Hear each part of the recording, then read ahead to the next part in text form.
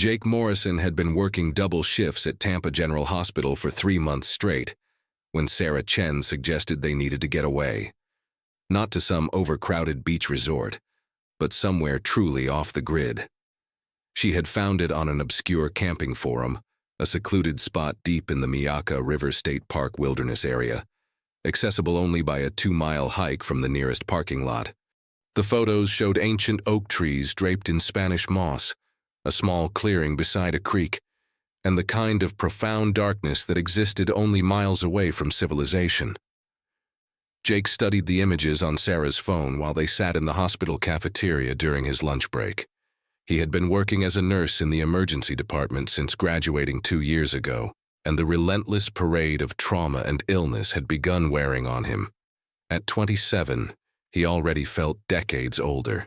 Sarah was different. She worked as a graphic designer, freelancing from their St. Petersburg apartment, and somehow maintained an enthusiasm for life that Jake found both admirable and occasionally exhausting. They had been together for 8 months, having met at a friend's birthday party on Clearwater Beach. The camping spot looked perfect, almost too perfect. The forum post had been written by someone with the username WildernessWatcher88, providing detailed directions through the park's backcountry. According to the post, the location offered complete privacy, abundant wildlife, and a natural spring-fed pool perfect for swimming. The poster emphasized that visitors should come prepared for primitive camping with no facilities, no cell service, and absolutely no light pollution. It was exactly what Jake needed, a complete disconnect from the constant beeping of monitors and the weight of other people's emergencies. They spent the following weekend preparing. Sarah purchased a new tent from REI, while Jake borrowed camping gear from his roommate Marcus. They filled 2 large backpacks with everything the survival websites recommended: water filtration tablets, emergency blankets, a first aid kit Jake assembled from hospital supplies, flashlights with extra batteries, and enough freeze-dried food for 4 days. Florida in late October offered perfect weather for outdoor activities. The oppressive summer heat had broken, replaced by mild temperatures and lower chances of storms. They left early on a Friday morning, Jake's Honda Civic loaded with gear. The drive from St. Petersburg to Myakka River State Park took roughly an hour, the landscape gradually transforming from suburban sprawl to rural Florida, with citrus groves and preserved wilderness. The parking area was little more than a widened shoulder along a dirt access road, surrounded by dense palmetto scrub and pine forest. They were completely alone. The trailhead was marked only by a small pile of rocks, and the path itself was barely visible, just a slight depression in the undergrowth. The hike proved challenging. The trail wound through thick vegetation, crossing several streams where they navigated slippery rocks. Massive live oak trees created a canopy overhead, and Spanish moss hung everywhere like tattered curtains. The air was thick with the smell of decaying vegetation and rich earth. Wildlife sounds filled the forest, birds calling from above, something large moving through the scrub, and the constant buzz of insects that grew louder as they penetrated deeper into the wilderness. After nearly 2 hours, they emerged into the clearing exactly as it had appeared in the photos. It was perhaps 30 feet across, carpeted with thick grass and surrounded by towering trees. A small creek burbled along one edge, and 20 feet from the creek, partially hidden by ferns, they discovered the natural pool. It was roughly circular, about 15 feet in diameter, with water so clear they could see straight to the bottom, perhaps 8 feet down. The surface was perfectly still, reflecting the canopy above like dark glass. They worked together to set up camp as the afternoon light began to fade. The tent went up easily, and Jake built a fire in a ring of stones near the center of the clearing. The flames cast dancing shadows across the surrounding trees, making the forest seem to pulse and breathe. They cooked freeze-dried pasta and sat close to the fire, listening to the night sounds that surrounded them. The darkness beyond their firelight seemed absolute, impenetrable, and Jake found himself unable to see more than a few feet past the flames. Around midnight, as they prepared to retreat to their tent, Sarah noticed something unusual. She pointed toward the natural pool, barely visible at the edge of their firelight. The water was glowing with a faint bioluminescence, creating an eerie blue-green shimmer on its surface.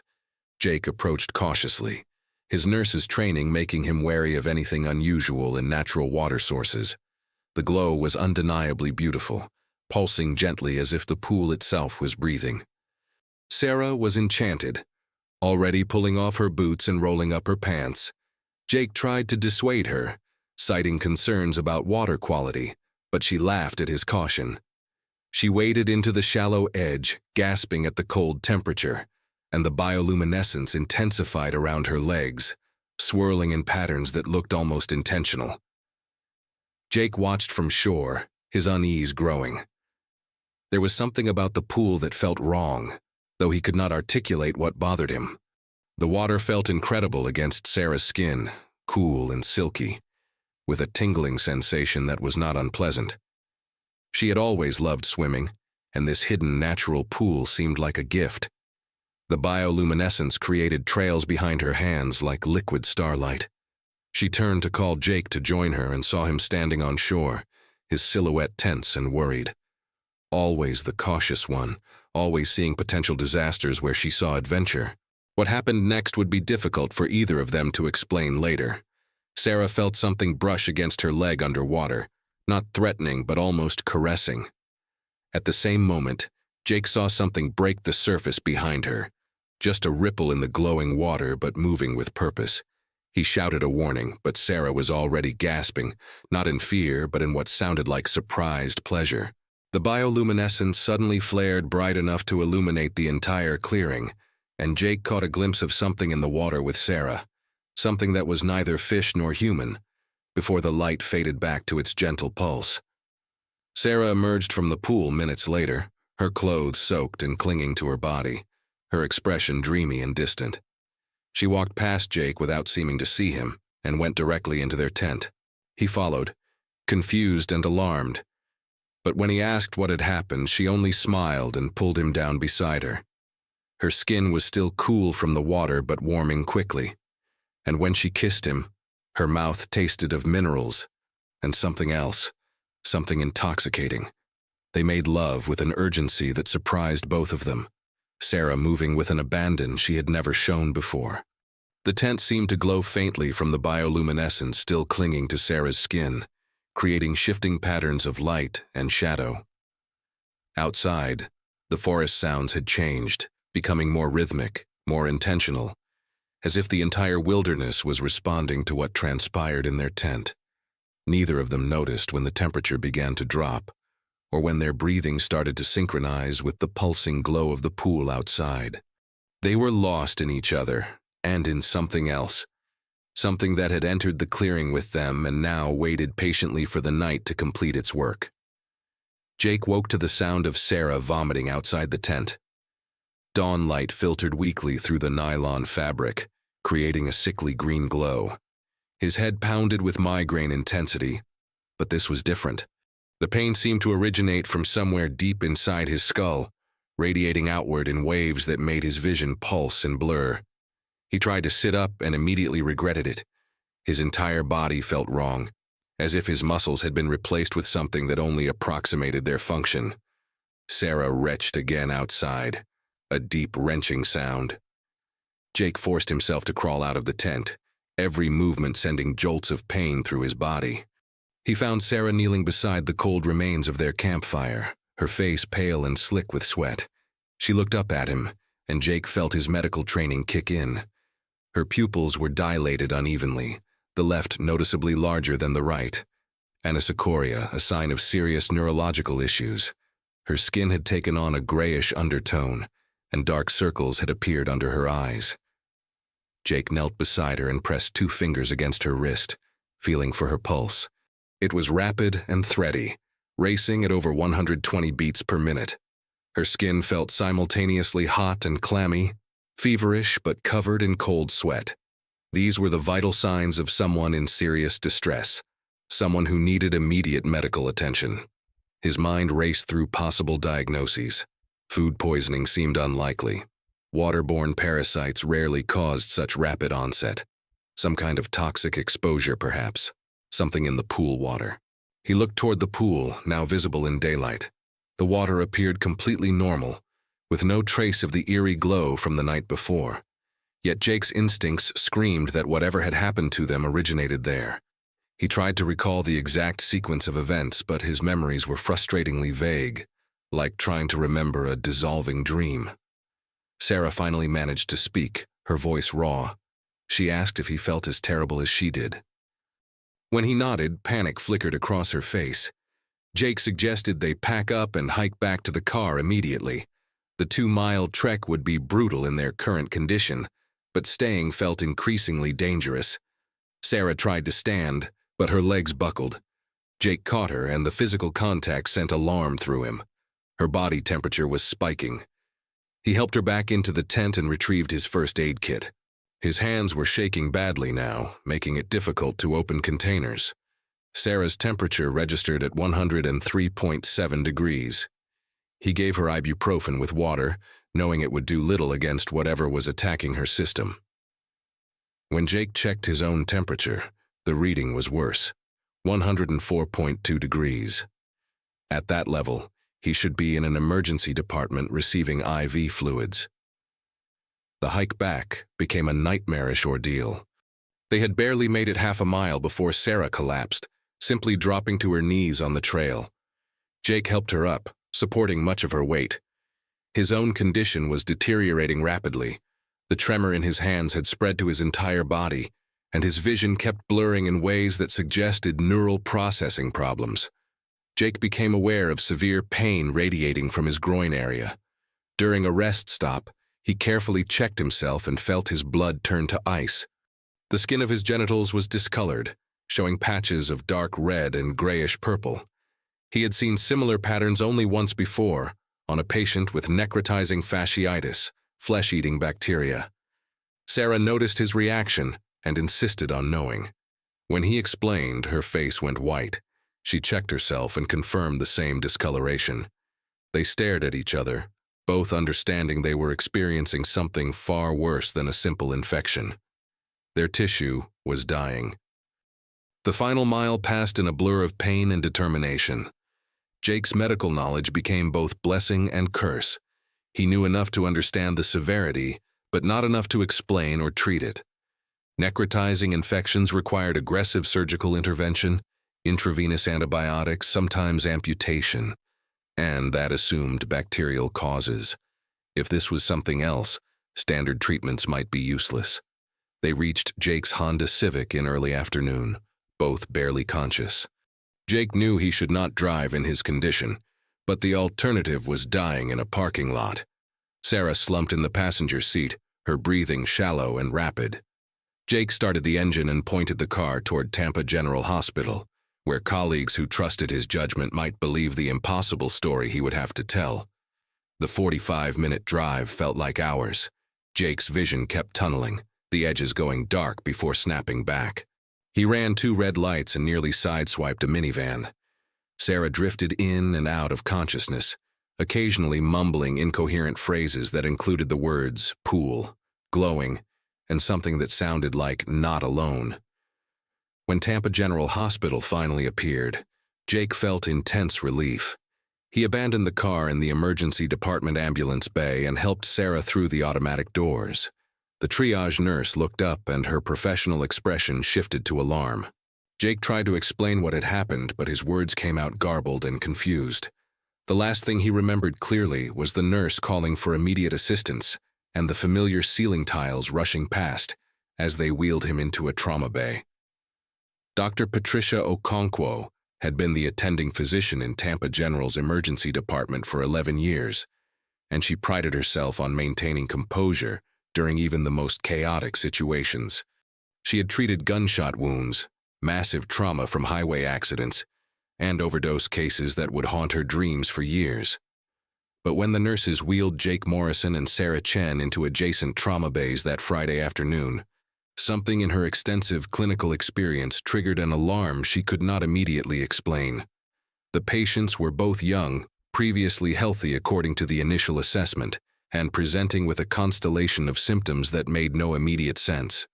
High fevers, tachycardia, neurological abnormalities including unequal pupils and tremors, and most disturbingly, what appeared to be rapidly progressing tissue necrosis in the genital region.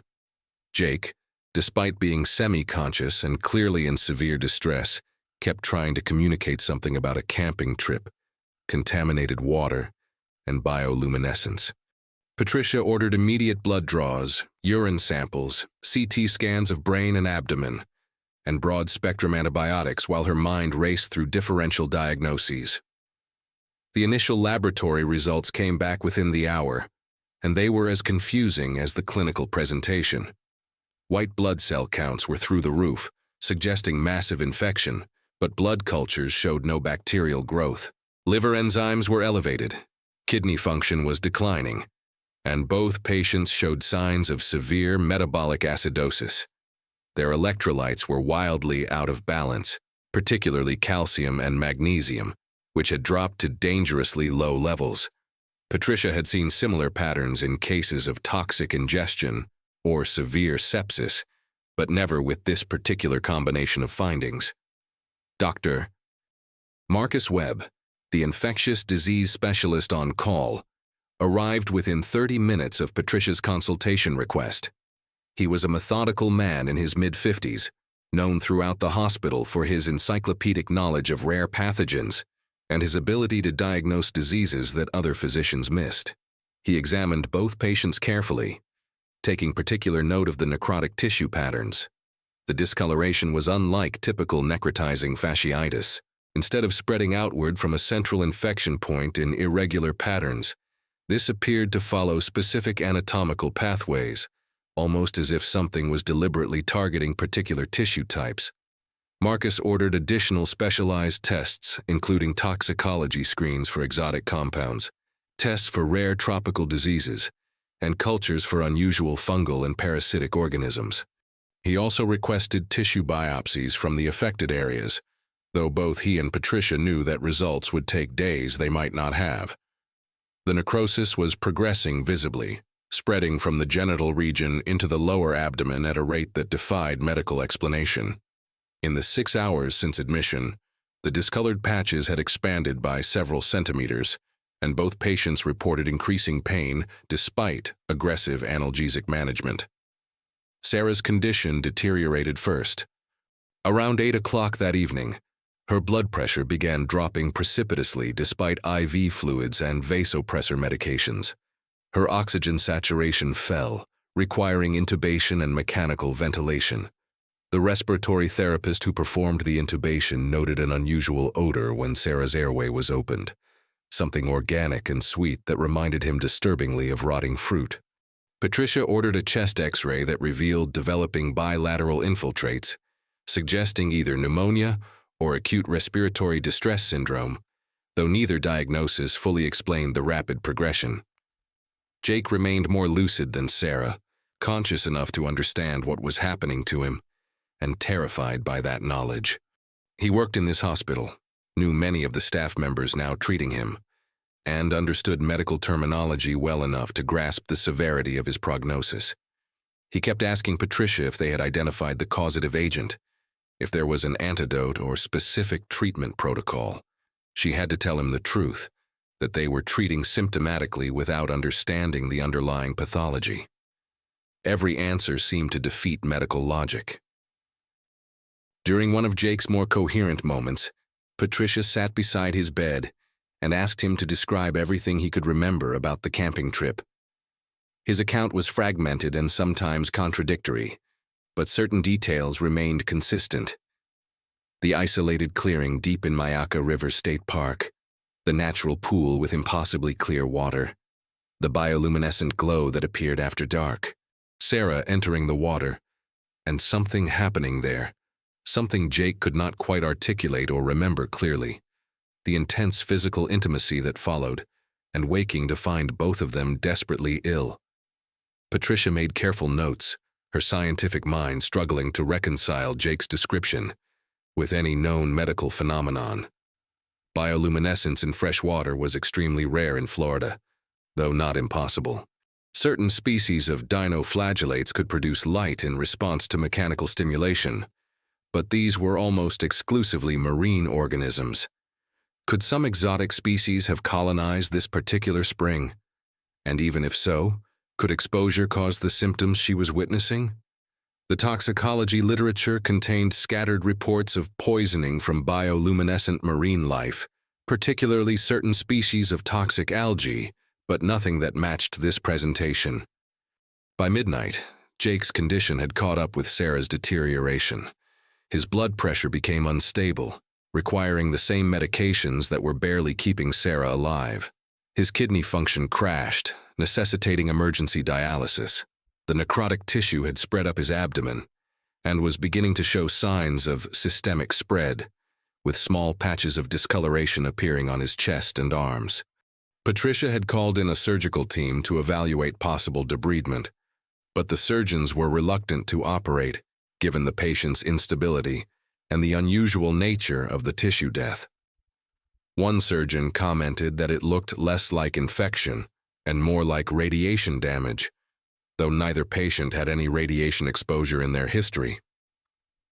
Dr. Webb spent hours in his office researching similar cases in medical literature. He found scattered reports that bore superficial similarities, cases of unexplained necrotizing conditions following water exposure, but nothing that provided clear answers or treatment guidance. There were historical accounts dating back decades of mysterious illnesses associated with certain bodies of water in Florida, particularly in the Everglades and remote springs, but these were mostly anecdotal reports lacking rigorous medical documentation. Some had been attributed to toxic algae blooms, others to unknown parasites or bacteria, and a few remained complete mysteries. Around 3 in the morning, Sarah went into cardiac arrest. The code team worked for 40 minutes trying to resuscitate her, but her heart would not maintain a sustainable rhythm. Patricia called the time of death at 3:47 a.m., less than 24 hours after the couple had arrived at the hospital. The speed of her decline was shocking even to experienced emergency physicians. Jake, in the adjacent trauma bay separated only by a curtain, heard everything despite the sedation they had given him. Patricia heard him weeping, the sound muffled by his oxygen mask, but unmistakable in its anguish. Patricia performed the initial death notification procedures and then stood in the hallway outside the trauma bays, feeling the weight of professional failure. She had excellent clinical skills, access to advanced medical technology, and a team of specialists, yet they had been powerless to save Sarah or even slow her deterioration. Jake would likely follow within hours or days, and they still had no definitive diagnosis, no identified pathogen, no clear explanation for what had killed one patient and was killing the other. Dr. Webb appeared beside her, looking equally exhausted and frustrated. He suggested they contact the Centers for Disease Control in Atlanta, that this case warranted investigation by epidemiologists and specialists in emerging infectious diseases. Patricia agreed, though she harbored doubts that even the CDC would find answers. This felt different from any infectious disease outbreak she had encountered. The precision of the tissue targeting, the speed of progression, the complete absence of identified organisms despite extensive testing, all pointed to something outside conventional medical understanding. As dawn broke over Tampa Bay, casting pale light through the emergency department windows, Jake Morrison lay dying in the same hospital where he had spent 2 years caring for others. His colleagues worked desperately to save him, but the outcome seemed inevitable. Whatever had entered his body in that remote clearing was systematically destroying him from within, and modern medicine had no weapons to fight it. The natural pool in Myakka River State Park waited silently in the wilderness, its waters clear and still, holding secrets that perhaps were never meant to be disturbed by human curiosity. Dr. Raymond Chen from the Centers for Disease Control arrived at Tampa General Hospital 36 hours after Patricia's initial call to Atlanta. He came with a team of 3 epidemiologists and enough specialized equipment to fill 2 cargo vans. Raymond was a veteran of outbreak investigations, having tracked Ebola in West Africa, investigated mysterious respiratory illnesses in Asia, and studied antibiotic-resistant bacteria across the United States. But even his extensive experience had not prepared him for what awaited in Tampa. Jake Morrison was still alive. Barely. He had survived 2 more cardiac arrests, required continuous dialysis, and was on maximum ventilator support. The necrotic tissue had continued its inexorable spread, now covering most of his torso and beginning to appear on his extremities. The medical team had tried everything. Multiple courses of broad-spectrum antibiotics, antifungal medications, antiviral drugs, even experimental immunotherapy treatments. Nothing slowed the progression. Jake remained conscious during brief periods when sedation was lightened, and those moments were described by nursing staff as heartbreaking. He knew he was dying and could do nothing but wait for the inevitable. Raymond reviewed Sarah Chen's autopsy report first. The pathologist, Dr. Linda Ramirez, had performed the examination with meticulous care, documenting findings that challenged her 30 years of forensic experience. The necrotic tissue showed cellular destruction at a molecular level, with DNA fragmentation patterns, unlike anything in her reference materials. There was no evidence of bacterial, viral, or fungal invasion. No toxins were detected in tissue samples despite running every available screen. The pattern suggested something was actively breaking down cellular structures, but the mechanism remained completely unknown. Most disturbing were the findings in Sarah's reproductive organs. The tissue destruction there was absolute, with complete cellular death extending deep into the pelvic cavity. Dr. Ramirez noted in her report that the damage resembled radiation necrosis, but far more severe and localized. She had consulted with radiation oncologists who confirmed that no known radiation exposure could produce this pattern. One specialist suggested it looked more like the tissue had been chemically dissolved from within, as if individual cells had been targeted and destroyed by something circulating in the bloodstream. Raymond organized an immediate site investigation of the Myakka River State Park location, where Jake and Sarah had camped. The team included environmental scientists, a toxicologist, a marine biologist with expertise in bioluminescent organisms, and 2 Florida Fish and Wildlife officers who knew the backcountry. They departed before dawn on Sunday morning, following the detailed directions Jake had managed to provide during a lucid moment, along with GPS coordinates extracted from Sarah's phone which had been recovered from their abandoned campsite. The hike to the clearing took the investigation team nearly 3 hours, slowed by their equipment and the need to collect environmental samples along the route. They wore full protective gear including respirators, hazmat suits, and sealed boots, taking no chances with an unknown pathogen or toxin. The trail showed signs of Jake and Sarah's passage, broken branches and disturbed soil, and about halfway to the clearing, they found the tent and most of the camping gear the couple had abandoned in their desperate flight. The clearing appeared exactly as Jake had described it. Ancient oak trees formed a natural cathedral, Spanish moss hanging in gray curtains that swayed in the slight breeze. The creek burbled peacefully along one edge, its water running clear over white sand. And there, partially hidden by ferns, was the natural pool. In the daylight it looked utterly ordinary, just a spring-fed depression perhaps 15 feet across, its bottom visible through crystalline water. Nothing about it suggested danger. Dr. Sarah Moss, the marine biologist, was the first to approach the pool, her equipment cases carried carefully by 2 colleagues. She began collecting water samples at various depths, working methodically despite the cumbersome protective suit. The water temperature registered a constant 72 degrees Fahrenheit regardless of depth, suggesting a strong spring source. pH was slightly alkaline at 7.8, normal for Florida limestone springs. Dissolved oxygen levels were high, again typical of spring-fed systems. Everything about the pool's chemistry appeared unremarkable. The team established a base camp at the edge of the clearing and began systematic collection of samples. Water from the pool at multiple depths and locations, sediment from the bottom, tissue samples from aquatic plants growing along the edges, scrapings from the rocks, soil samples from around the clearing, air samples. Everything was carefully labeled, sealed in sterile containers, and logged with precise location data. They would analyze it all back in Atlanta using equipment and techniques far beyond what was available in any hospital laboratory. As afternoon faded toward evening, Dr. Moss made the first significant discovery. Under microscopic examination of water samples, she identified dinoflagellates, single-celled organisms capable of bioluminescence. This was unusual, but not impossible in freshwater environments.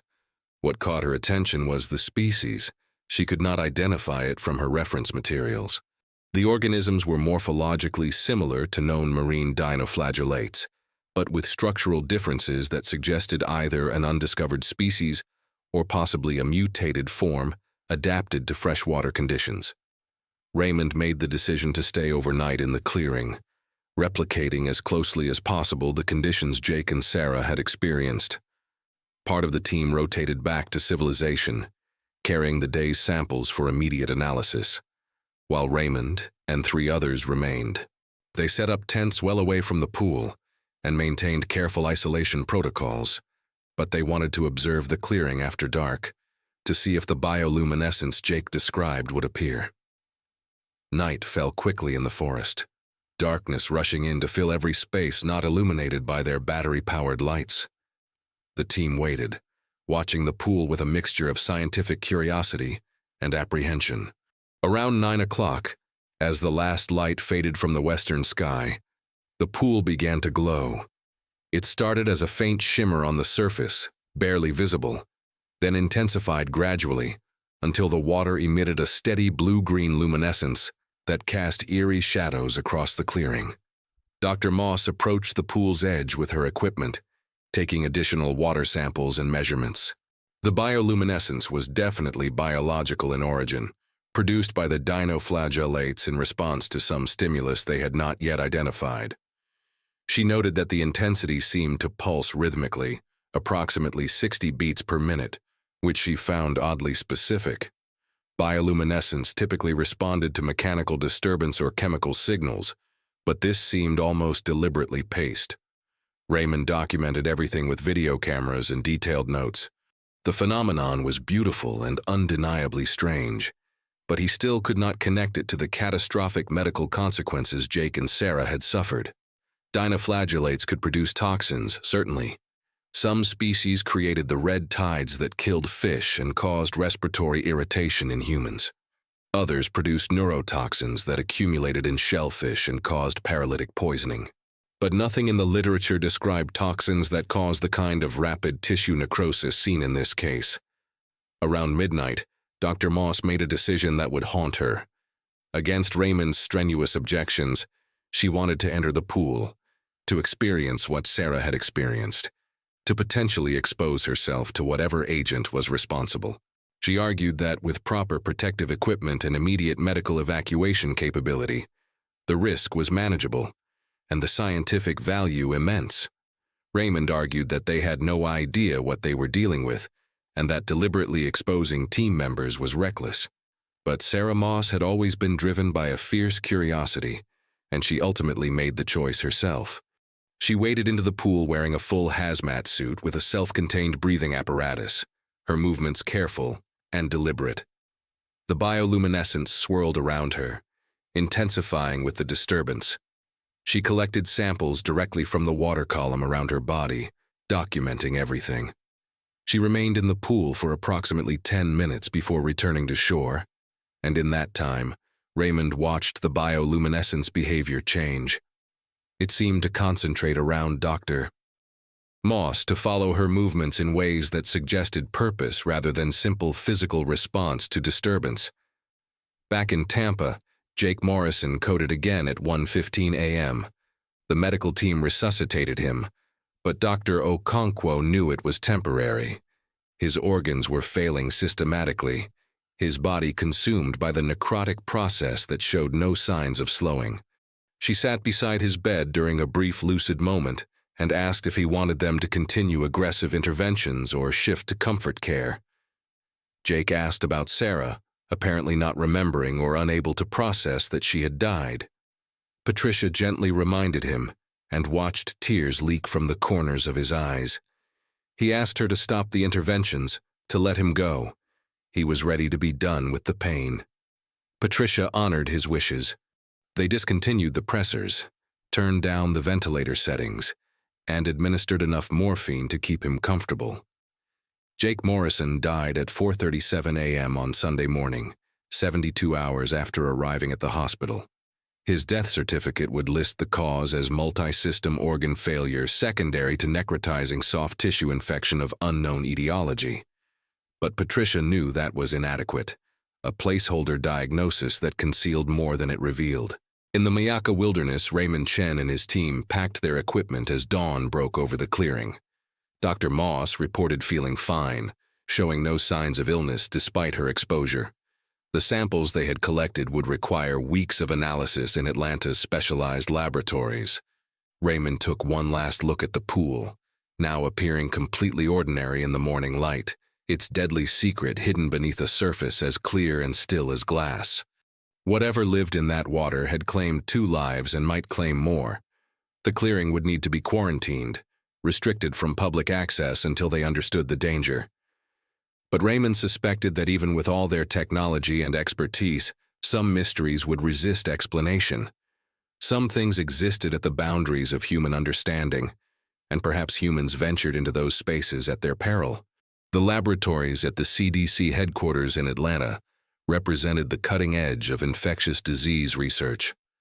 Behind multiple layers of biosafety containment, scientists worked with some of the world's most dangerous pathogens. It was here that the samples from Mayaka River State Park arrived on Monday morning, assigned the highest priority classification, and distributed across multiple specialized departments for simultaneous analysis. Dr.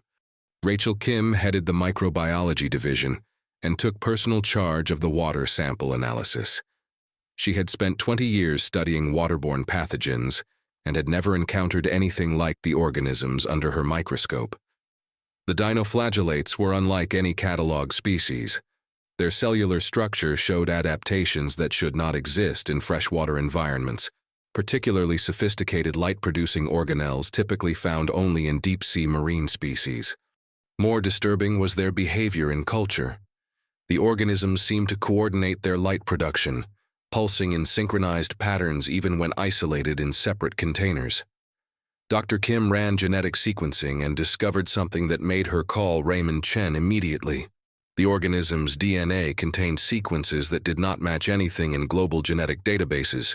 Portions of their genome looked almost artificially constructed, with repetitive patterns that suggested either extreme evolutionary pressure or possibly even genetic engineering, though that seemed impossible for organisms found in a remote wilderness pool. More concerning were the secondary compounds the organisms produced. Chemical analysis revealed a complex cocktail of proteins and alkaloids. When these compounds were tested on cultured human cells, the results were immediate and catastrophic. The cells began dying within minutes, their membranes rupturing and their DNA fragmenting in patterns identical to what had been observed in Sarah Chen's autopsy samples. The toxin mechanism was unlike anything in medical literature. The compounds hijacked cells' own metabolic processes, forcing them to produce enzymes that destroyed surrounding tissue, creating a cascade effect where each dying cell accelerated the death of neighboring cells. Raymond received these findings while driving back from Tampa. That question led him to an exhaustive search of historical medical records across Florida. What he found disturbed him profoundly. Over the past 30 years, there had been at least 7 other cases of unexplained necrotizing conditions in young adults, all following camping trips in remote wilderness areas. The cases were separated by years and had occurred in different jurisdictions, so no one had ever connected them. But the similarities were unmistakable. Young people camping near natural springs, sudden illness following water exposure, rapid tissue necrosis, death within days. Raymond's team began tracking down the locations, cross-referencing them with geological surveys of Florida's aquifer systems. A pattern emerged that sent chills down his spine. All the sites were connected to the Floridan Aquifer, one of the largest aquifer systems in the world. If these toxic dinoflagellates existed throughout the system, potentially thousands of springs and pools could harbor them. Dr. Sarah Moss remained under close medical observation in Atlanta. She had returned from the field investigation showing no immediate symptoms, but the CDC was taking no chances. She underwent comprehensive medical screening every 6 hours. For the first 72 hours, everything remained normal. On the 4th day, she developed a slight fever. By day 5, it had spiked to 102 degrees. She developed the same rapid heart rate, the same neurological signs. Skin discoloration appeared exactly where it had on Jake and Sarah. The protective suit had apparently been insufficient. The CDC team had one advantage. They now understood the toxin mechanism and could attempt targeted interventions. They tried experimental treatments, including monoclonal antibodies, medications to interrupt the cellular death cascade, and aggressive supportive care.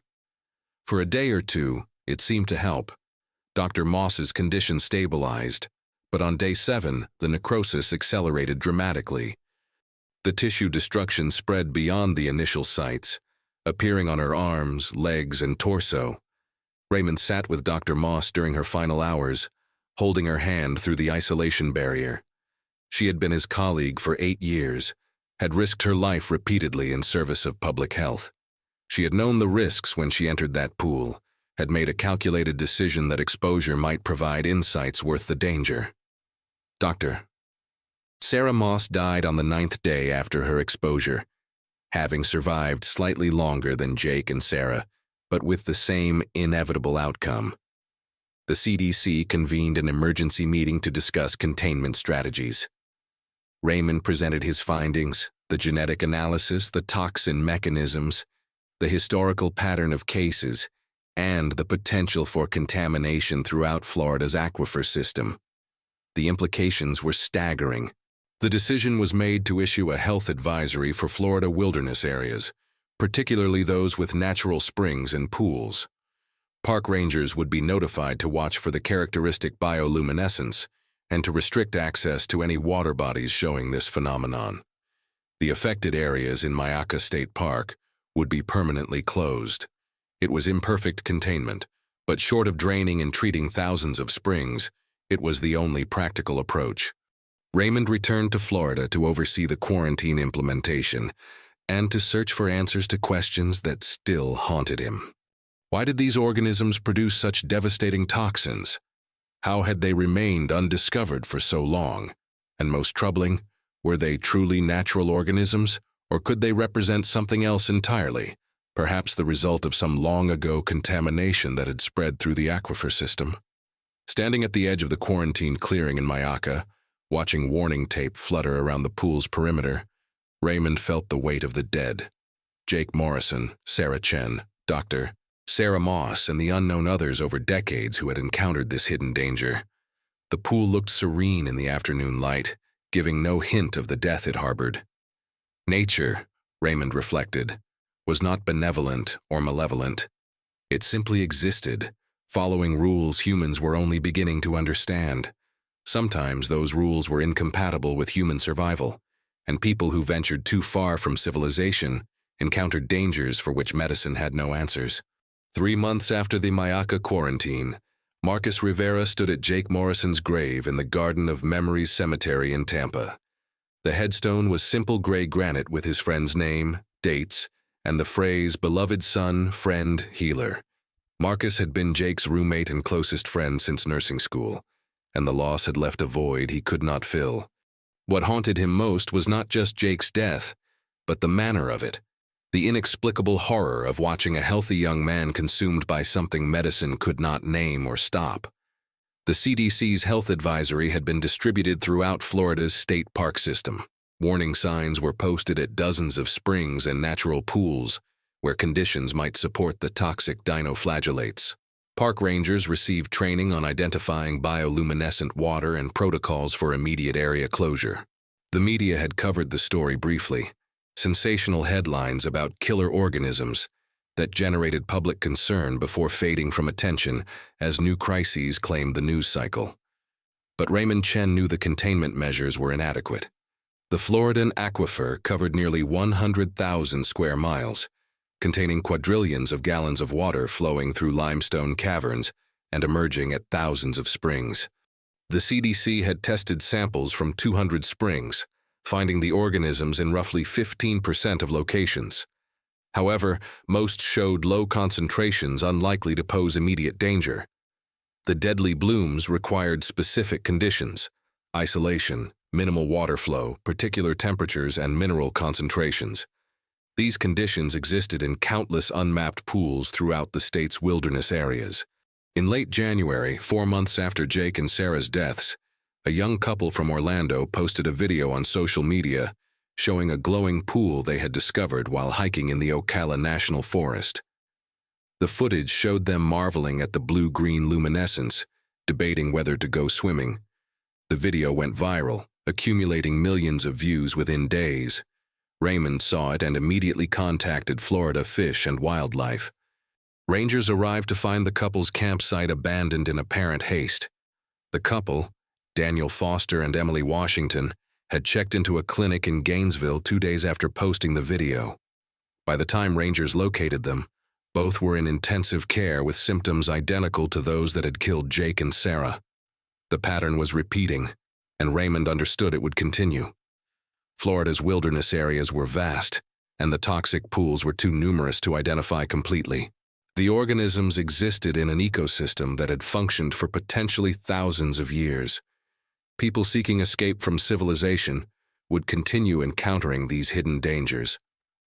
Dr. Patricia Okonkwo received Daniel and Emily as transfers to Tampa General, now designated as the regional center for these cases. She had spent months developing a treatment protocol that might extend survival time and possibly allow the body to clear the toxins before fatal damage occurred. Daniel Foster died on the 6th day despite her efforts. Emily Washington survived barely, though the tissue damage left her sterile and facing years of reconstructive surgery. She became the first survivor of severe exposure, a small victory that offered hope, but highlighted how narrow the margin between survival and death truly was.